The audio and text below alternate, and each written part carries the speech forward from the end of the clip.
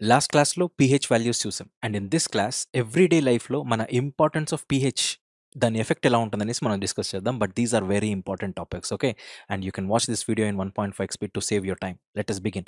Importance of pH in everyday life. మన body యొక్క what is this pH value ఎంత ఉంటుంది అంటే 7 to 7.8 మధ్యలో ఉంటుంది.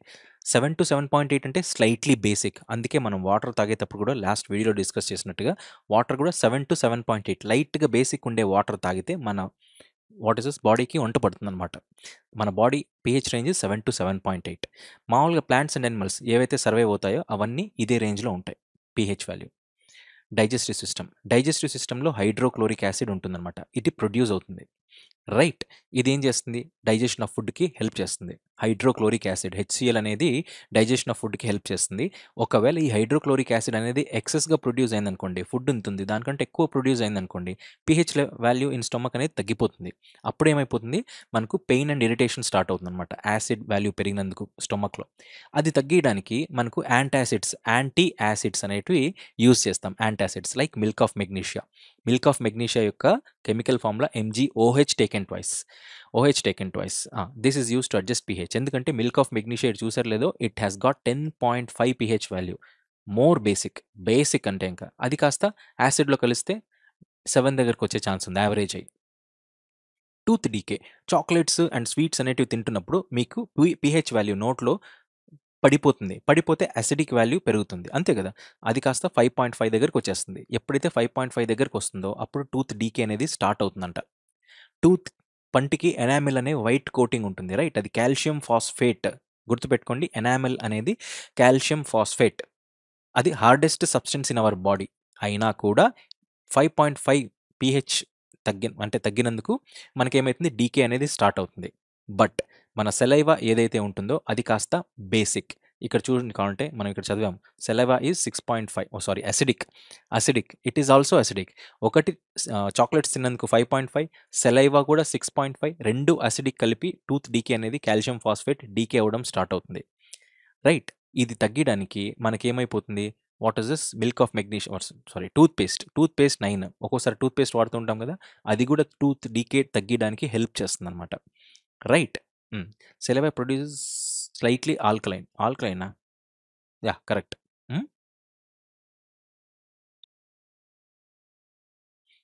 సెలైవా ఈజ్ బేసిక్ కాదు. What is this? అసిడిక్. ఇది తప్పు. స్లైట్లీ ఆల్కలైన్ అనే దానికి నేను ఒప్పుకోను. బికాజ్ 7 కంటే తక్కువ ఉందంటే ఆల్కలైన్ కాదు, అసిడిక్.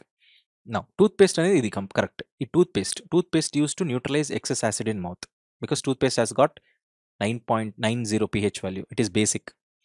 బఫర్ సొల్యూషన్, ఏదైనా ఒక సొల్యూషన్ యొక్క pH వాల్యూ ఆల్టర్ చేయకోకుండా అంటే ఎంత ఉంటే అంతే. pH వాల్యూ సపోజ్ 9 ఉంది, 9 కొద్దిగా హైడ్రోజన్ యాడ్ చేస్తే కొద్దిగా అసిడిక్, OH మైనస్ యాడ్ చేస్తే కొద్దిగా బేసిక్, కొద్దిగా యాడ్ చేస్తూ ఎక్కువ తక్కువ అక్కడే అదే pH వాల్యూ కంటిన్యూ చేసేలాగా మనం ఒక సొల్యూషన్ని పెడుతున్నాము అంటే, and that solution is what called as a buffer solution, right. అదే చూడండి, solution whose pH is not altered to great extent by adding small quantities of either H plus ions or OH minus base is called as a buffer solution, which pH is not altered by adding some H plus or OH minus ఏది require అవుతుంది, so that pH is not altered. అలాంటి సొల్యూషన్ని buffer solution అని అంటాం, అంతే. ఇక్కడ చూడండి, ఇది important. ఒక వీక్ యాసిడ్కి salt with strong base add చేస్తాం. ఒక వీక్ యాసిడ్కి సాల్ట్ విత్ స్ట్రాంగ్ బేస్ అనేది యాడ్ చేస్తాం. అలాగే ఒక వీక్ బేస్కి, ఇక్కడ వీక్ యాసిడ్కి దాని opposite salt with strong base. అలాగే వీక్ బేస్కి salt with strong acid add చేస్తే, లైక్ దిస్, వీక్ బేస్కి స్ట్రాంగ్ యాసిడ్ విత్ సాల్ట్ అనేది యాడ్ చేస్తే అప్పుడు ఏమైపోతుంది? These two form a buffer solution. Weak acid ఉంటే సాల్ట్ విత్ స్ట్రాంగ్ బేస్, అదే వీక్ బేస్ ఉంటే salt with strong acid, strong week. అలా చేస్తేనే బఫర్ సొల్యూషన్ ఫామ్ అవుతుంది. అండ్ మోర్ ఓవర్, సాల్ట్ అంటే ఏంటి అని అంటే, ఒక యాసిడ్ ఒక బేస్ రెండు కలిస్తే మనకు సాల్ట్ అండ్ వాటర్ ఫామ్ అవుతాయి, రిజల్టెంట్గా వస్తాయి, రైట్. HCl ప్లస్ NaOHలో సోడియంకి ఏం కావాలి? క్లోరిన్ కావాలి. Chlorine is the highest electronegative element. NaCl salt form అయ్యి వాటర్ ఫామ్ అవుతుంది, మిగిలింది ఇక్కడ HH అండ్ Oతో, రైట్. టైం ఎంత ఉంది? రైట్, 5 minutes ఉంది ఇంకా. Uses of some important salts. Sodium chloride ఎక్కడ యూజ్ చేస్తాం? ఫ్లేవరింగ్ ఏజెంట్ అండ్ ఫుడ్లో టేస్ట్ కోసం యాడ్ చేస్తాం. అండ్ మనకు పేషెంట్‌కి సెలైన్ ఎక్కిస్తారన్నాం చూడు. సెలైన్‌లో 0.9% NaCl ఉంటుంది. దాన్ని కూడా సోడియం క్లోరైడ్ యూజ్ చేస్తాం. More over manufacture of HCl. Right? HCl ఇక్కడ ఉంది కదా! కరెక్ట్ కదా! సోడియం క్లోరైడ్ అనేది ఎందుకు యూజ్ చేస్తాం? సోడియం క్లోరైడ్ ప్లస్ H2O దీన్ని కొద్దిగా catalyst యూజ్ చేస్తే HCl ప్లస్ NaOH రివర్స్ కూడా వస్తుంది. రివర్స్ వస్తుందా? నో, రివర్స్ రాదు. మొత్తానికైతే రివర్స్ చేయాలి అని అంటే under specific certain conditions use చేస్తారు. అప్పుడు యూజ్ అవుతుంది సోడియం క్లోరైడ్ అనేది HClగా కన్వర్ట్ చేయడానికి.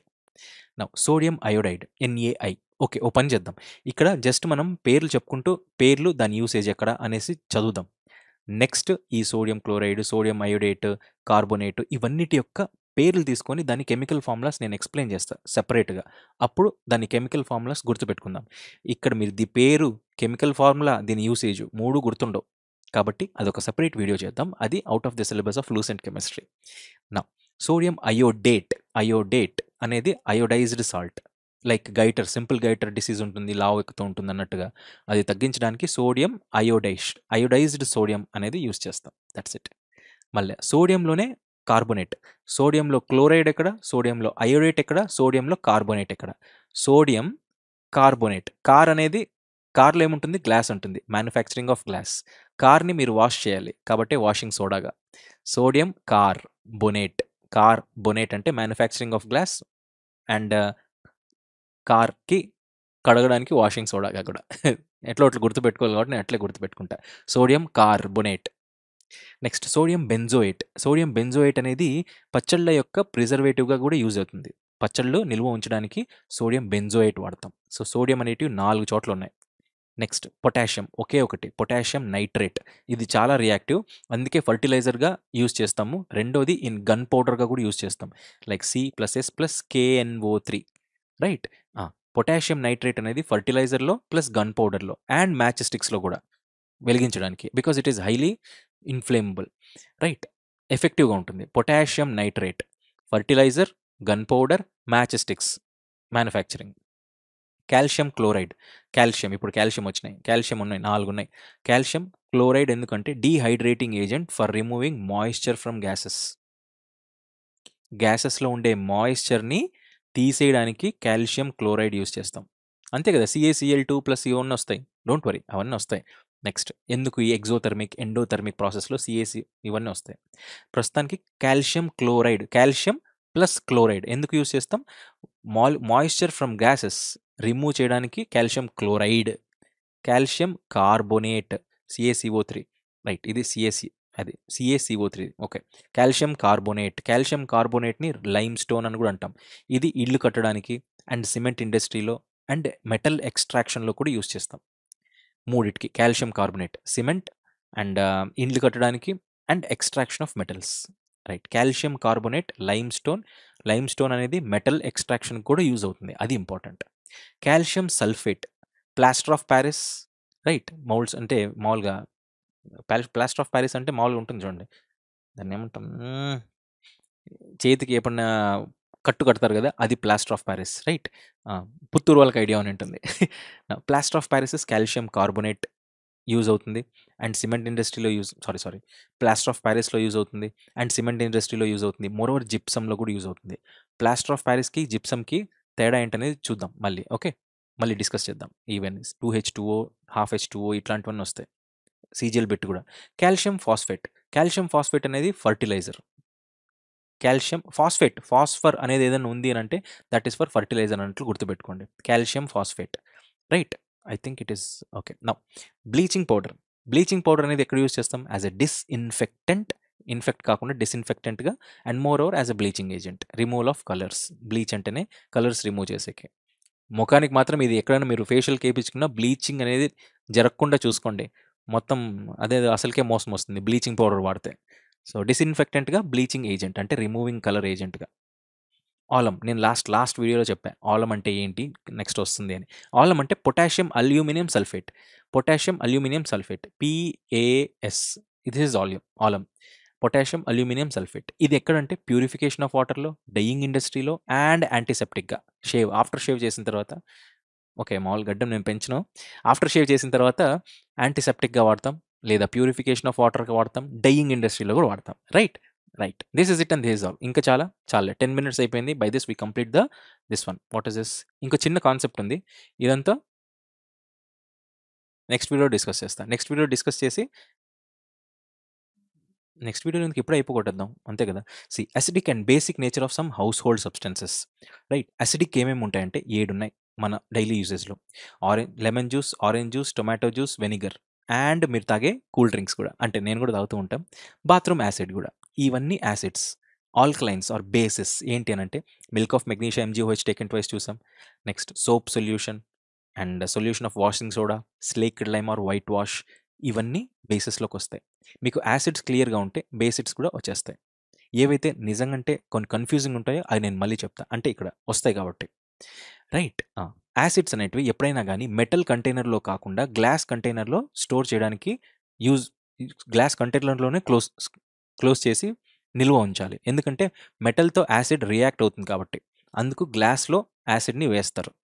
Now pH of a human blood is 7.4 చూసాము, ఇది స్లైట్లీ బేసిక్ అని. అదే మిల్క్ అయితే స్లైట్లీ అసిడిక్ అని. రైట్, 6.5, అంతే కదా, అంతే.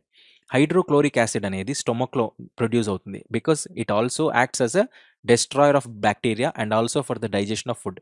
డైజెషన్ ఆఫ్ ఫుడ్ పైన చూసాం, డెస్ట్రాయింగ్ ఆఫ్ బ్యాక్టీరియా ఇక్కడ చూసాం. Next, pH of a solution ఈ 7 అని అంటే న్యూట్రల్ అని, అది తెలిసిందే. మిల్క్ ఆఫ్ మెగ్నీషియా అనేది MgOH టేకెన్ ట్వైస్, ఇది చూసాము. షార్ప్ పెయిన్ అనేది మామూలుగా ఒక చీమ కొడితే మనకు చటుక్ మని ఒక షార్ప్ పెయిన్ వస్తుంది, that is because of formic acid మన లోపలికి ఇంజెక్ట్ అవుతుంది కాబట్టి. నెక్స్ట్, గ్యాస్ట్రిక్ జ్యూస్ ఏదైతే మన కడుపులో ప్రొడ్యూస్ అవుతుందో అది హైయెస్ట్ అసిడిక్ 1.2 అంట, జస్ట్ ఇమాజిన్. రైట్, 2.5 లెమన్ అంతకంటే మించింది. రైట్, ఫుల్లీ అసిడిక్ మన కడుపులో ఉంది, that is 1.2 pH value, that is gastric juice. Okay, which is that acidic in nature. అంత బాడీ మన బాడీ అంత తోపు మరి. pH of rain water is 5.6 కంటే తక్కువ ఉందనుకోండి, దాన్ని యాసిడ్ రెయిన్ అంటాం. రైట్, యాసిడ్ రెయిన్ అనేది ఎప్పుడు అంటాము, ఎప్పుడైతే వర్షపు నీరు యొక్క pH వాల్యూ 5.6 కంటే తక్కువ ఉంటే దాన్ని రెయిన్ అనము, యాసిడ్ రెయిన్ అంటాం. ఎందుకంటే అసిడిక్ వెళ్ళిపోతుంది. అలాంటి యాసిడ్ రెయిన్ అనేది ఎప్పుడైతే రివర్స్లో ఫ్లో అవుతుందో ఇంకా అసిడిక్ అయిపోతుంది. It లోవర్స్ the pH. రివర్స్లో ఫ్లో అయ్యి ఇంకా అసిడిక్ అయిపోతుంది. అందుకే acid rain is more dangerous. Now, sulfuric acid H2SO4 is also known as oil of vitriol. By this we complete 7th chapter, sulfuric acid, vitriol, oil of vitriol tho, and we shall begin with 8th chapter, that is the behavior of gases and energetics, in the next video lesson. Till then, take care and goodbye. Good day. Bye bye.